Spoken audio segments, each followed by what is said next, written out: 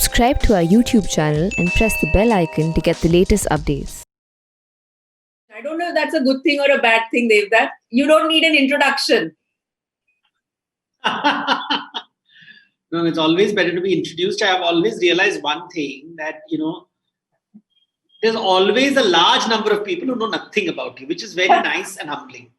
That's actually hard to believe, Devdutt. You have legions of fans because of all the books you've written and the way you've interpreted mythology in contemporary times. You've also got legions of, I won't say enemies, but adversaries, because you're like, at some point, you were like out there on social media, warring with a lot of people on very, very critical issues that we deal with, isn't it? Especially when it comes to our idea of India.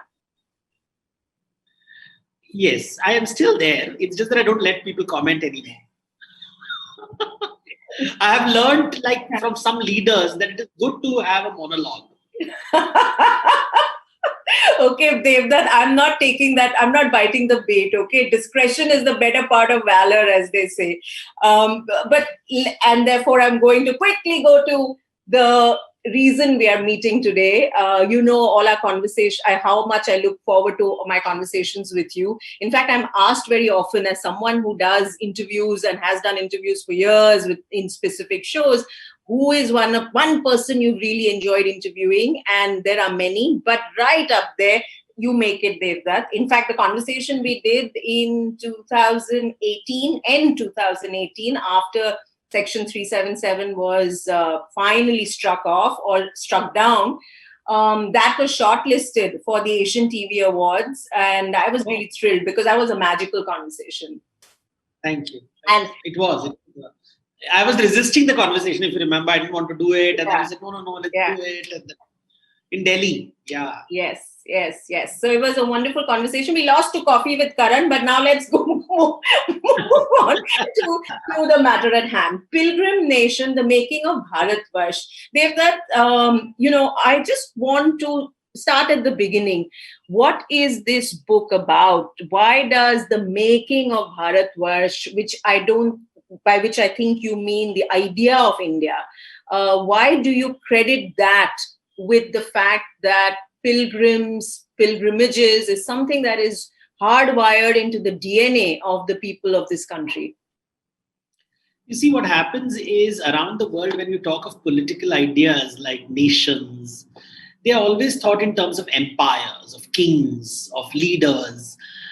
We rarely give credit. It's always a top-down approach. It is the top which decides what a country or an empire or a land will be.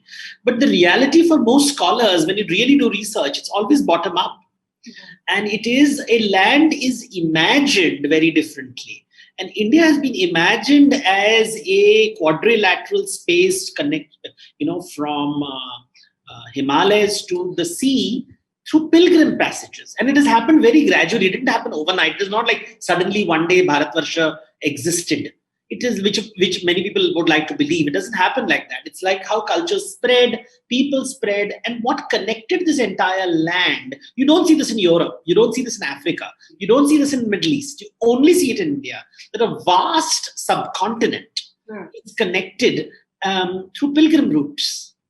You don't see this in China either. When you say China, what you really mean is the central dragon throne, forbidden city, radiating outwards to many lands which give them tribute. So it's a very political idea, which starts with the Han Chinese. In India, you never have a political center. You never did. I mean, we would like to assume that Delhi is a political center, but it's a very recent phenomenon. Very recent, yeah. And it's only post-independence. Even the Mughals didn't control all of India. They controlled only northern part of India. They didn't control the whole of India. And Aurangzeb had to shift his capital to the middle of the country. He had to move out of Delhi to control the whole land, and which was barely for a decade or so. So if you ask a historian, India never has had a central control. Ashoka control was only control over highways. Not control over India. It was control of highways that radiated out of Pataliputra. So it's this idea of India which we keep using, and it's a phrase unfortunately or fortunately linked to independence and to the Nehruvian vision and the vision of those founding fathers of our country.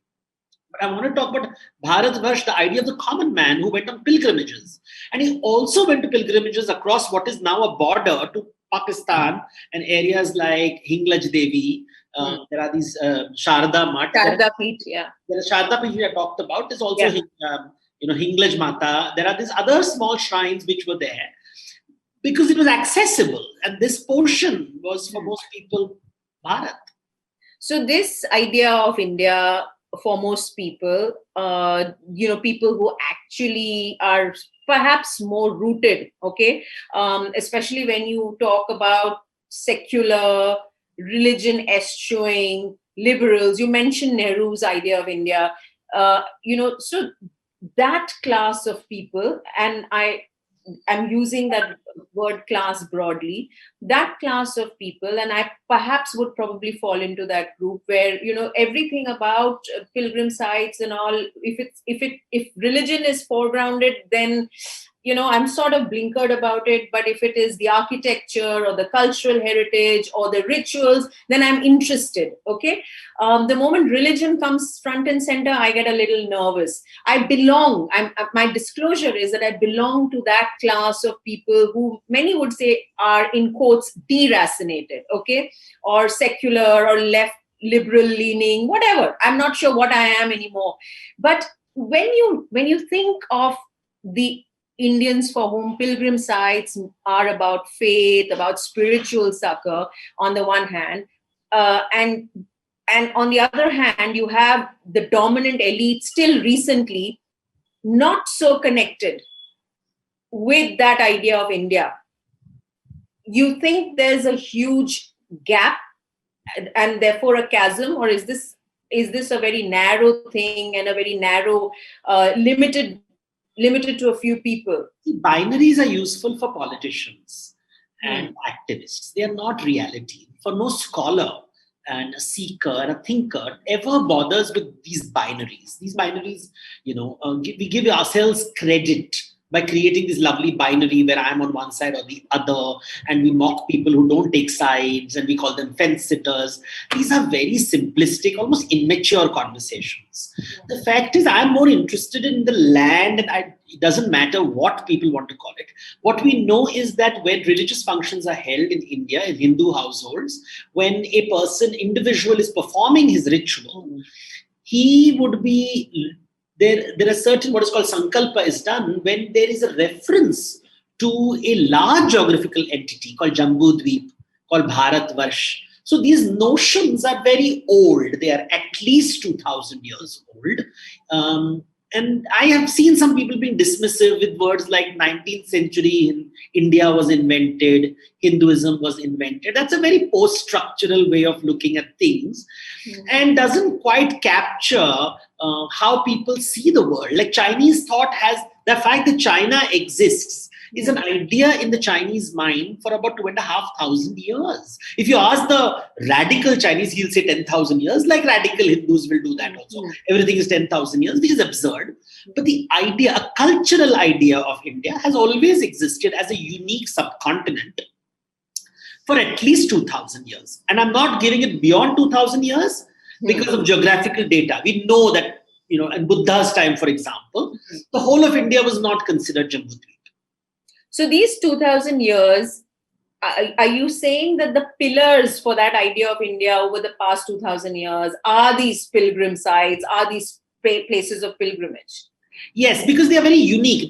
They follow the coastline of India, they follow the mountains of India, and they follow within what we call what used to be called the Indian subcontinent and is now called South Asia. Again, for political reasons, right? For political reasons, we really don't know where does South Asia begin or end. And, Pakistan and Bangladesh don't like the phrase Indian subcontinent. So language and name, nomenclature, all academicians and activists are obsessed with names and nomenclature. And they're not obsessed with feelings and emotions of people. One of the reasons why the intellectual lobbies around the world have been brutally rejected is because they just didn't bother with the feelings of people. Not to say that, the so-called saffron lobbies even cares about the people. We know that for sure. So let's be very clear that those who claim to love, one should always be careful of saviors. As we know around the world, men who want to save women are the ones who lock them up. Yeah. And likewise, men who want to save culture are the ones who don't know anything about culture. Like in India, I know so many people who say that we have to get those temples back and they want to get statues back from internationally. And I say, when was the last time you took your son or daughter to a museum and showed them the museum? Do they know the difference between Chola bronze? Do they know ikat?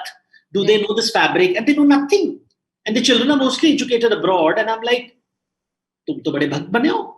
कुछ तो पता नहीं है. You know nothing about India. What are you rescuing? What are you fighting for? What are you doing to keep the heritage alive? So it is, according to you, very, very clearly the means to a political end, isn't it?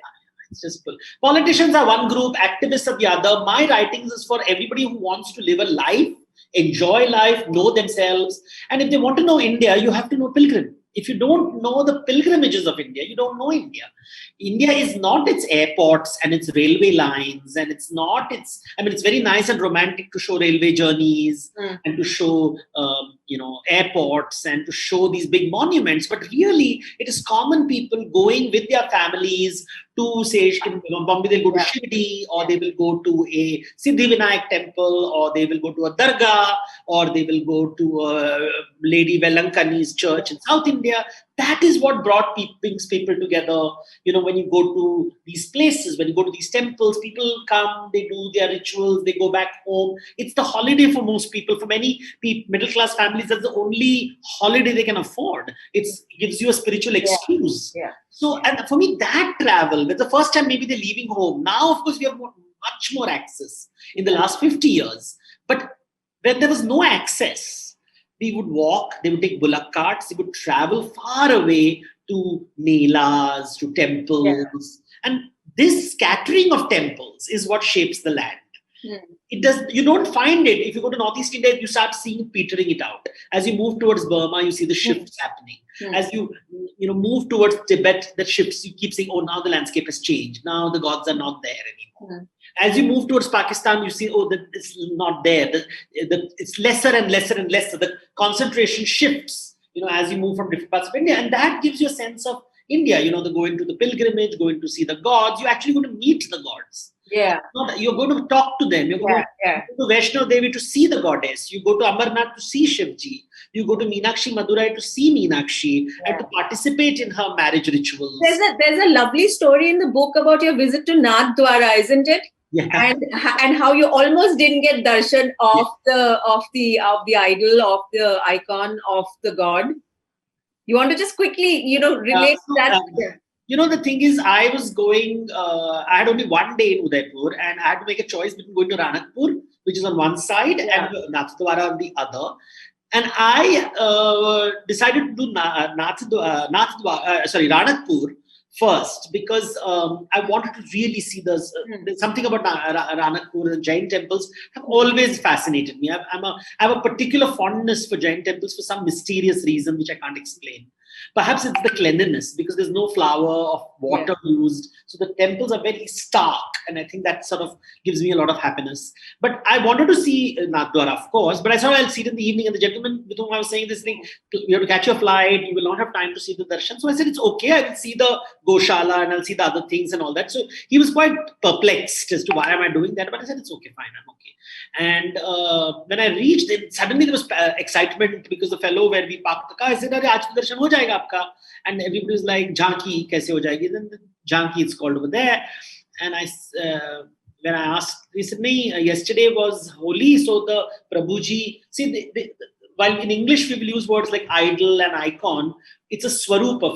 For the believer, it's his home. And Prabhuji was playing Holi, so they're talking about a person.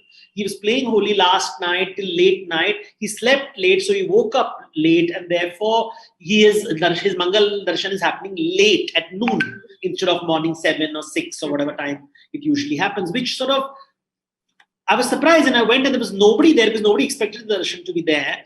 And there it was. And I was like amazed because I was like there and I had a very good, because I've heard of the crowds and you can't see it and the swaying, and I was mentally prepared, and I don't like crowds too much. So I was like, it's okay if I don't see it, it's fine. I have seen the artwork. So I was okay. But then I actually saw that I had a proper darshan. And the actual images are very different from what you see in paintings. The experience is very different. The bhog had been kept in front. It was a very nice experience. Very different from the Puri temple, which I'm used to, and the other temples I'm used to. It's a very different experience. What is most interesting for me, and which is not part of this book and will be part of this interview, is I came out to a very famous tea stall over there. And I don't even remember which year. I vaguely remember it was something. It was, anyway, it was many, many years ago. It was in 2010 or 9, long ago. And I went to have chai, and somebody said to me, "Oh, you know that gentleman, And I saw this large gentleman having tea, and very fierce-looking gentleman, which nobody was looking, and everybody was looking at the corner of the eye, and I had no clue who he was. And my friend said, "Oh, he is Amit Shah." And I'm like, "Oh, but who is he?" I had no clue who he was because I was not clued. That there was no Twitter or news. I don't know. Somehow I had not clued in about the news world. And, it's so interesting that we don't know these things. So it's like, who is Amit Shah? Very innocently asked the question. And the guy looked at me like, which planet do you belong to? And the other guy said, "Ye to Bhagwan ke bare mein likhte hain, unko kya pata hai, ye sab kya hota hai?" So I was like, okay, I'm curious about this man. And it's so strange that Amit Shah is all over now. He's the minister, he's the home minister, and, has quite a reputation. And I was like, I met this gentleman at Nathadwara. I mean, of course, we didn't meet, but he was like there in the corner and everybody's looking at him. You had darshan, let's put it like that, Devdutt. Well, darshan is two-way. Bhagwan bhi aapka darshan karte. So darshan is always two-way. Okay, I stand corrected. It wasn't darshan. So, this Pilgrim Nation, you have lots of, so whether it is Nathdwara, whether it's Vaishno Devi, whether it is, all the various Veninkani you mentioned. So there are all Kamakya temple in Assam. I'm not even sure I'm saying the name right. These are all sort of not tripping off with great ease, which is why the disclosure up front. Okay, this was there in the context growing up. So my grandparents would go, and I would see pictures. They used to get little pictures, silver frame of the murti of whichever place they went to. So this was there. And I was blinkered. Okay, so which is why I find your book absolutely useful, and it resonates because a lot of things make sense now that I know the context of that imagery or of a particular ritual.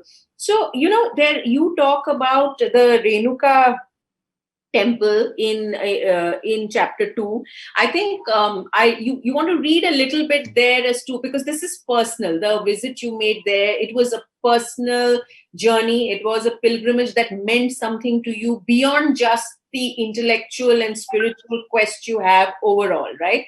So you want to read a little bit and then tell us why this was special to you, because I think a lot of people who have tuned into this conversation, for them that is what is going to resonate. Their links, their connections, or the connections they feel with various different pilgrim sites in this country, that they make it a point to visit. Yes, so it was the Saundhati. The chapter is called Beheaded Mother. Yeah. So I was on my way to Dharwad from Belgaum Airport when I asked my host, "Isn't Saundhati nearby?" I was referring to the famous Renuka temple on the border of Maharashtra and Karnataka. The question came out of the blue. One thing led to another, and before we knew it, we were taking a detour from the highway and making our way to the pilgrim site. "This was not on your agenda, right? Clearly she has called you," my host said. I nodded in agreement. We were acknowledging the concept of bulawa, or calling, when people feel an inexplicable urge and are drawn to a particular pilgrim site. You can see a deity only when the deity wants to see you. So many pilgrims have returned from unsuccessful trips, consoling themselves with the idea that the time was not right. So I have experienced this. I was once supposed to go to a temple in Mangalore and Mukambika temple, and I sat on the flight to Mangalore and the pilot didn't turn up. So it was my first flight, paid with my own money, and I had to deplane, and I felt so bad. And my mother said, "Oh, the time is not right." And this trip, I had not planned to go to Saundhati at all. I was going to Belgaum, and that just happened. I don't know why at that moment. And the driver was very excited, saying that, "Sir, if you ask this question 5 minutes later, we would have crossed the turn on the highway, and we wouldn't be able. It would have been a very long detour." Yeah. So why did you ask? So they were all very excited in the local area. saying that, this is a very unusual thing and you want to go to this temple, because normally also it's a very, the kind of the people who go there belong to a particular community or a particular local areas. I am not that at all. So they were surprised I even knew the goddess. And the thing is, I have done a lot of studies on Saundatti and I know of Renuka Yellamma. It had become very infamous for commercial sex work. Point, and it was a lot of laws and changes took place. But I was familiar with the rituals and I knew how it works and how these deities are carried on the heads of people and the women and the jogappas. And I was very familiar with this ritual. So I had to see it firsthand over there. And it gets better. The story just gets better because when I reached there was no queue. I walked in within a minute. I had the darshan within a minute. And after that, there was this long queue which stretched for 3 kilometers. And these are stories when you tell people there is this kind of, in India, everybody gets it. They'll say, no, they see the magic in it. And I think that's what is beautiful about these places, because everybody has a magical story. Even the good incidents are looked at magically. The bad incidents are looked at magically. You have these stories across India. You'll have these pandas misbehaving. You have stories of children getting lost, and now the goddess claiming claiming children.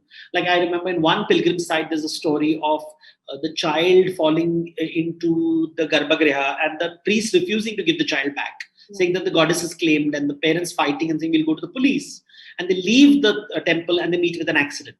So there are 3 things that I want to pick up based on what you've just said, okay? And all completely unrelated thoughts. Let's try and go backwards. Garbhagriha.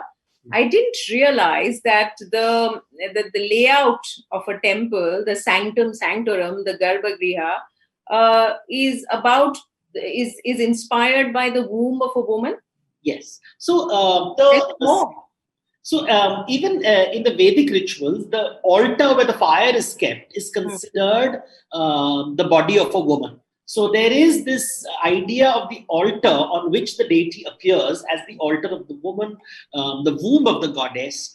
In many ways, the temple is, you are entering the womb of the goddess within which you see the deity. So the deity, you are reminded constantly that the deity that you are propitiating or invoking lives within a large framework, which is the goddess. So it's because a temple is a microcosm of the universe. So you are being told that you are part of a large womb, which is the goddess, and we are all within Prakriti. So that concept is very architecturally manifesting itself, where the temple itself is the goddess, and within her resides the god.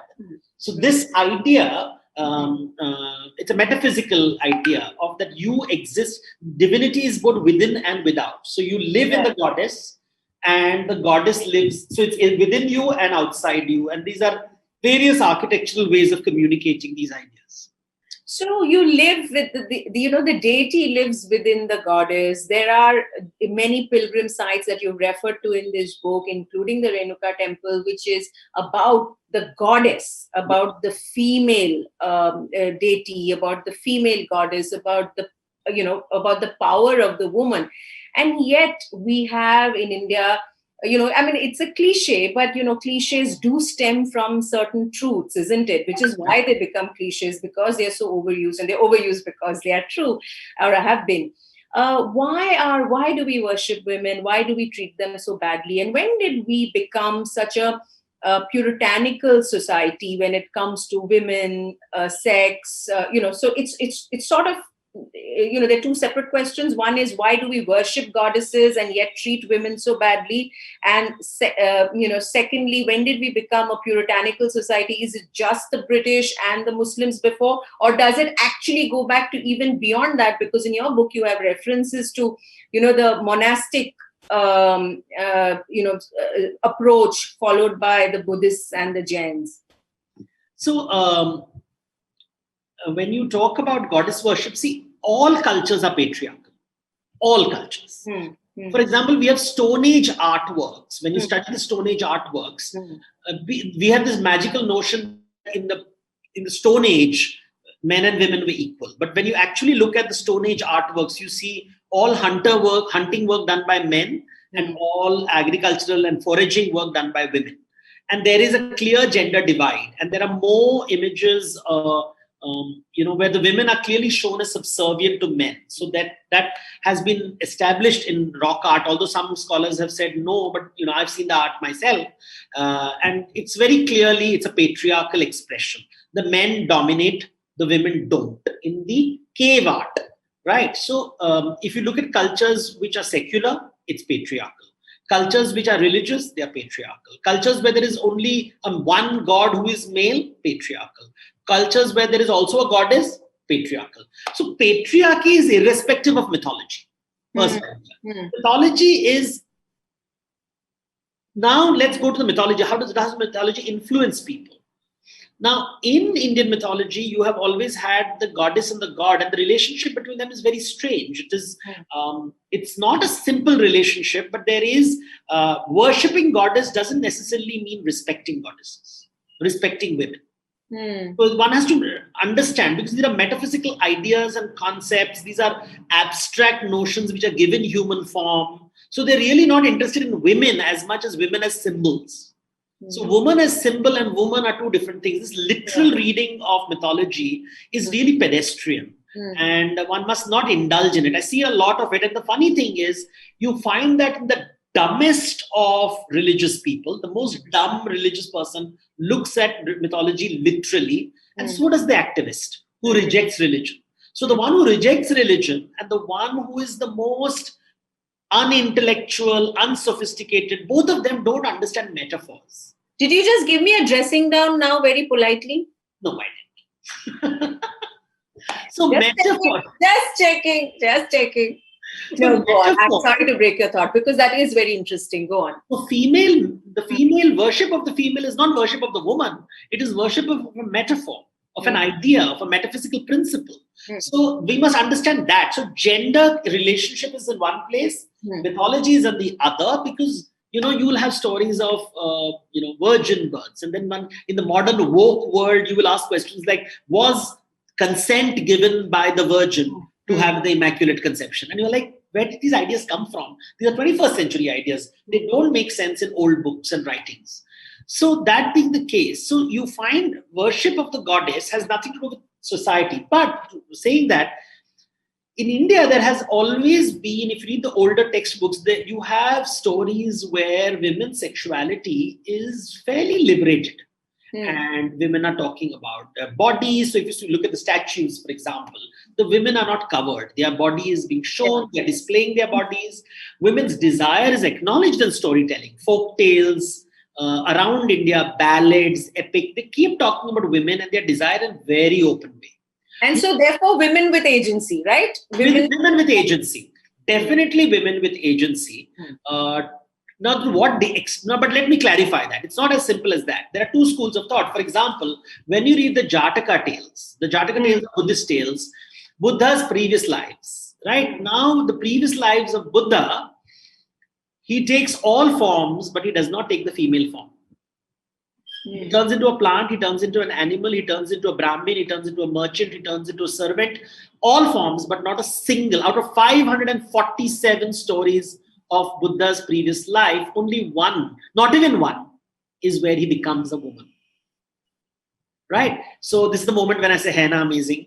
Not amazing really, but the fact is it shows a inbuilt misogyny in the hermit traditions, all the monastic traditions. So for example, even today, when you go to Jain monasteries, there are 2/3 of the monastic order is female. 1/3 is male, but all positions of power are occupied by monks, not by nuns. Right? So you find this across. The monastic order in India is how patriarchy enters India. Patriarchy looks at women as dirty, impure, unholy.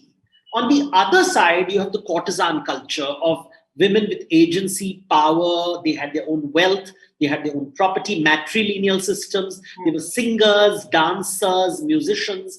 This culture, the nutty culture. So on one side, you have the Mahant culture. On the other side, you have the nutty culture. This culture gave rise to the tawaifs when the Islam came in. So they were not rejected when Islam came in, because Islam is also a culture which celebrates pleasure. For all the puritanical talk that we see now, Persian school, the Persians, the Shia schools which came to India, the Mughals and were not puritanical. They enjoyed the material. They genuinely enjoyed the material, and they took India into it. But that's a different conversation. So tawaifs come from this culture. But when the British come, the Victorian model comes in. And the Victorian model comes in, and this culture is seen as prostitution. And therefore, there is the Devdassi movement in the 19th century to wipe them out. Who supports this? The Mahant. So today, political power rests with people wearing saffron. They have wiped out the female agency over the last 100 years. And it has been, so today the India that we see is a construction of the monk. The single man who apparently gives a pleasure, who is more deracinated than the Latvians elite. They're completely asexual, don't want to talk about rasa, bhava, pleasure, the joy of Kama Sutra. We'll talk of Dharma Shastras, they'll talk of Artha Shastras. They will not talk of Kama Shastra. While the temples are places of bhoga, vilasa. So when you go to temples, food is offered, clothes are offered, performance is a part of it, theater is a part of it. Gods love to hear music. Nathdwara is famous for its music, for its food, for its fashion, fabrics. So the temples were the centers of culture in India. When you want to hear Qawwali, where do you go? You go to the dargahs. It's the dargahs that the Qawwalis happen. They didn't happen in the king's court. The great musicians then are patronized by the king. Art doesn't happen in the king's court. Art happens in the good art. Even the Baiju Bawra, the famous story is that, the whole idea that Tansen is rejected by his guru, saying that you're going and singing to the king, we sing to the gods.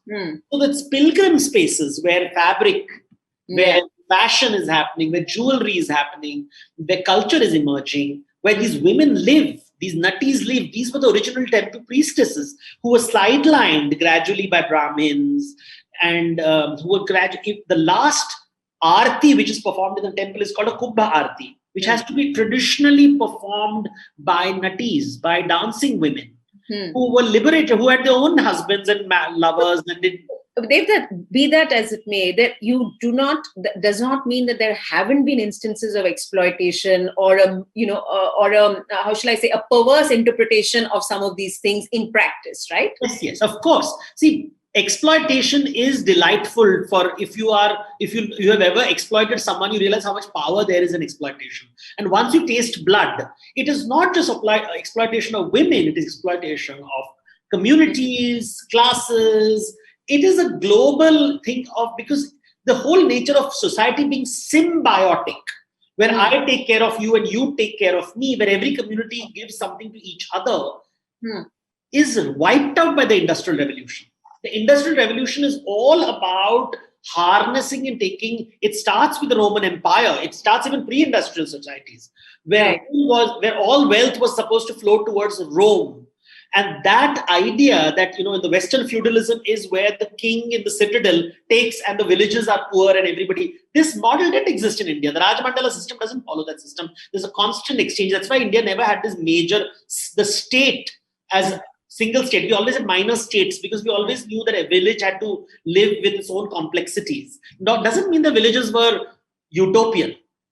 But the kind of systematic industrial exploitation that we see today in the scale was much lesser in the previous, because the models were very different. They were based on exchange. And they were not based on one-way traffic where one is exploiting, which now this model of oppressor and oppressed, which we are trying to project onto every culture, perhaps didn't exist in that ferocity. That ferocity is only a 200-year phenomenon. So Devdutt, you mentioned we're talking in a week when the Kumbh Mela has started in Haridwar, and this comes after months of lockdown where temples were closed, and there were furious debates about when temples and churches and other places of pilgrimage, mosques should be opened. Right? How do you see this last year where the human race has had a sort of never before experience? How do you see that affecting the outlook towards travel which is associated with pilgrimage? So what happens is, in life, there are moments when you have to sit, and there are moments when you have to move. So there's always this. I think this last year has given us, at least the ones who can afford to get a meal every day, Yeah. pleasure of staying in one place and reflecting on our lives when we were on the move all the time. The rat race was forced to stand still unless you were in the IT industry where life went on as usual. But that, I think, is very important, because for people who were living sedentary lives, pilgrimage was about mobility. We have always lived mobile lives. And therefore, this moment of, this lockdown forced us to be stationary, to reflect on our lives, to understand what is of value, to recognize relationships, to realize how lonely it can be if you don't have friends and family around you. And while it's very nice to be alone when you are busy working, when suddenly it's cut off and you're forced to lock yourself in a room, suddenly depression rears its ugly head. Religion gives you some hope, something to cling on to. People start reading stuff. People have returned to reading a lot. Yeah. Reading really good stuff, reflecting on life. And I think that's when you start valuing the Pilgrim Nation, and you realize, like the cover in my book, I talked about Shravan Kumar, because that is the ultimate fantasy of Indian parents ki mera beta mujhe sab jagah ghuma ke le aayega. Now it won't be beta, it'll be beti leke jayegi. Hum log saath mein jayenge. That's a very big thing in India, and I think now that's one of the reasons, the government is struggling with this decision, right? Because we know medically it's not safe yet. But it's a call. It's the dharma sankat. If you don't move, economy will collapse, people's faith will collapse. But if you move, health will collapse. So that dharma sankat decision, some people took it very brutally. New Zealand took it very differently. UK took it differently. America took it to another level. We weren't that bad. We were not bad. For a country of our size, the scale of our size, many mistakes were made. There was with all the chaos with migrant labor and all that. Yeah. But we didn't do so bad. For the kind of country we are, we could have been horrifying. Yeah, the impact of COVID-19. And I think it's also because the villages were relatively more secure. And I moved that to one of my staff had to be brought to this village a couple of months later. The villages were very strict. The panchayats were very strict. So monitoring the entry of people into the villages, it was very well done. I was quite impressed. It was annoying, but you knew it was to be done. Yeah, Devdutt, you've picked. I can't. What is the total number offhand? You have about 32. No, not the number of sites that you've picked. 32. Yeah, 32, because 32 is 32 teeth. I remember. 32 teeth. That's how you remember, is it? Or does it have to because the great king Vikramaditya's throne had 32 icons or yoginis holding it. So it's a very famous idea. To be a king, you may 32 gud chahiye. You need 32 qualities. But to be a courtesan, you need 64. Oh. See, the women always have it harder, no? Okay, Devdutt. So interestingly, you've made choices, right? Because there are more pilgrim sites than what you have included in this book. For example, in Delhi, Hazrat Nizamuddin, his dargah is a place that is of huge relevance to people, or means a lot to people. Then there's, of course, the Ajmer dargah. I don't see that. I don't see Ram Janmabhoomi, where we are going to have a temple soon. But even before the temple, over the past few years, bitter, controversial, all of that. But it has been a revered pilgrim site, isn't it? So did you leave out Ram Janmabhoomi because of the political overtones that it has got associated with it, contemporary, vicious, toxic politics? And how does that relate to your idea of India? You see, Ayodhya, Ram Janmabhoomi is a political pilgrim site. Is it a spiritual pilgrim site? Well, I don't know. Because there is a very strong Indian idea of auspiciousness and inauspiciousness. Or jahan bahut dukh and negative energy is there, there's a lot of negative energy as well. There's violence and riots and screaming and shouting, and this kind of negative energy it'll take a long time to cleanse. When that happens, it will definitely be part of my book. So are you saying, Devdutt, that all this while where people have claimed, people have gone, people have been documented as praying to Ram Lalla and all of that, are you saying that it is political pilgrimage and not religious pilgrimage? It's not spiritual.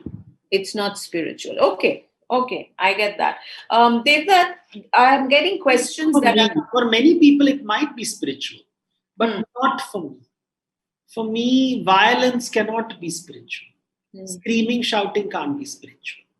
In my house, if there was a quarrel on a festival day, my mother wouldn't celebrate the festival on that day, saying that it has become ashubh because you all have quarreled, and therefore the purity and sanctity of the place has been given. So when I think of Rama Janmabhoomi, even when you were asking the question, your energy shifted.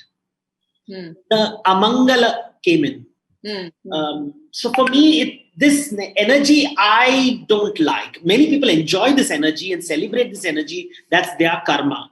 My karma is I don't like energy of violence, and it's an energy that is उन दूसरों के घर में बहुत अच्छा लगता है, मेरे घर में नहीं. So I don't like that energy of violence. And that is very interesting. That is very interesting because I think a lot of people now who believe in Ram Janmabhoomi and the Ram temple that will come up there also associate the fact that they've managed to get the Supreme Court verdict as good for them. Sanctity. Yeah. It's good for them. See, some people, Bali, acha lagta hai. They love violence and good for them. You know, some people like to see those television shows, soap opera shows where mother is on, daughter-in-laws are fighting all the time. I would always tell people, ghar mein, don't watch those soap operas because those negative energies are coming into your house and it's contaminating your house. You know, in our house, we keep auspicious objects. We don't keep things of violence and anger and rage. We keep happy photographs. So our gods have to smile, but there are people now who want images of gods with six packs. They want Ram to be shown without Sita. They want Krishna without Radha. They want Shiva without Shakti. Good for them. For me, that's toxic masculinity, even if it's wrapped in saffron. It's not auspicious. Auspiciousness is when the goddess is sitting there cooking food. She's Annapurna. She's Radha dancing. She is full of, they're all holding their weapons, but even when they're pulling their weapons, when you see Ram's face holding in art, he's smiling because for him, Ravan is a child, behaving like a child. So the approach, the Durga is fighting and killing Mahishasura, she's not angry. She's like the mother making faces at the child saying, if you don't eat, I'll beat you up. That affection manifesting in play acting of anger, that's Shubha. So pilgrim sites should be about Shubh. It should be very positive. They should only bring positive energy into your life. If people, you know, when I find something where people's houses have been burned, shouting, screaming, going to court kacheri apne ghar mein mat leke aao. You know, they say that in you know, lawyer, court, kacheri, doctor ko ghar mein leke mat aao. So this energy, when you go to the crematorium, you don't enter the house immediately. You wash yourself. Yeah. Why do you wash your feet? Because the negative energy ghar mein nahi leke. Kitne logon ke rona, dhona, tootna. Good for you if you want it in your house, not in my house. Not in my house. Okay. Devdutt, let's open this up. I think that's a good thought to close this interaction and get in people's questions. So someone, just related to what you've said, someone said, you just mentioned that you can't find spiritualness, spirituality in violence, but maybe almost the most gruesome wars have been in the name of God. What would you say about that? Well, the First World War was not in the name of war. Hiroshima, Nagasaki was not in the name of religion. The Cold War was not in the name of religion. I guess Crusades, maybe the references to, the Crusades and... Even before religions exist, wars were being fought. In the Stone Age, wars were being fought. Neanderthals were killed. So long before religion, this is the classical secular Marxist argument that religion causes wars. No, greed causes war. Let's be very clear. Greed, jealousy, envy. Religion is a tool. You can use it for war. You can use it for goodness. It's just a tool. It's like mythology. Mythology is a tool. A knife is a tool. You can cut vegetables with it. You can cut people's throats with it. So let's not say that wars happen because there is a knife. So if you remove knives, wars won't happen. So this kind of Marxist secular arguments are rather pedestrian. Let's not indulge it. Okay. You touched upon this in the conversation as well, but are there lessons to be learned from a deeper understanding of mythology which could apply to today's world? That's what I've been doing for the last 20 years. Please read my books, 50 of them. Okay, sales pitch is done. All authors, best salesmen and women. The Hindu mythology, I'm just reading out verbatim. Okay? Yeah. Hindu mythology is inclusive and supports homosexuality or transgender, but the most Kattar Hindus might just be the most homophobic. How did this come to pass? To be inclusive, you don't need a religion. Please don't say my religion made me inclusive, my religion made me Kattarpanthi. It's just a tool. You use religion to get the best out of you. Religion is just a catalyst that enables you to discover yourself. And if you are a nasty human being, no religion can make you nice. So you have to work hard to be nice. The religion will only work with you. If you aspire to be nasty and exclusive and throw people out of your house and be cruel, religion can also, you can use religion to justify your cruelty. So let's not say that we are good because of religion or bad because of religion. Human decency is human decency. Some people need religion, some people don't. Human decency is human decency. So let's not say we are decent human beings because we are Hindu. Because there are many indecent Hindus, and just as there are many indecent Christians, Muslims, seculars in Delhi and Africa. So yeah, Devdutt, I think we are going to leave this conversation here. We've had a lovely chat as always, and I'm sure most people who are interested, and I know there are many, will get hold of this book of yours. So thank you very much, and thank you everybody who's tuned in for watching. Thank you. Bye-bye.